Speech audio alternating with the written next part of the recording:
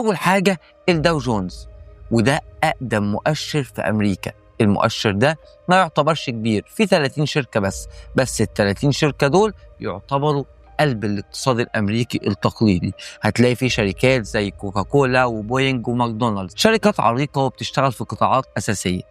بس ركز في النقطة دي، الداو جونز مش مرجح بالقيمة السوقية زي باقي المؤشرات، لا ده مرجح بسعر السهم. وده معناه ان لو شركة فيه سعر سهمها مرتفع جدا، حركتها تأثر على المؤشر كله حتى لو قيمتها السوقية أصغر من شركات تانية جواه. وده بيخلي الداو مؤشر تقليدي أكتر منه مؤشر واقعي لحركة السوق كله. هو مفيد بس لوحده ما يعتبرش كفاية.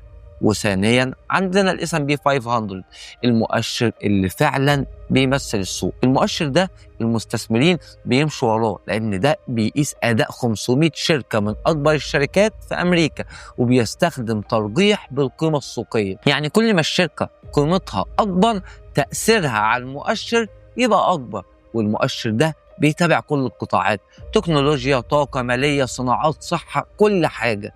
عشان كده بيسموه المؤشر اللي بيمثل الاقتصاد الأمريكي الحقيقي.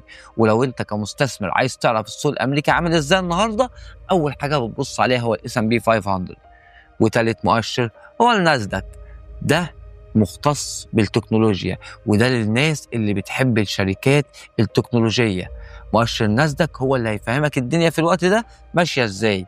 هو بيضم الشركات التكنولوجية الكبيرة زي أبل وأمازون وجوجل وميتا وتسلا وإنفيديا. وعشان القطاع ده بطبيعته سريع، الناسداك دايما تحركاته بتكون أعنف، بيصعد بشكل أكبر، وعمليات التصحيح فيه بتكون أكبر بكتير. وبيحتاج حد عارف هو بيعمل كويس جدا، لأنه ببساطة هو مقياس الابتكار ومؤشر للمستقبل.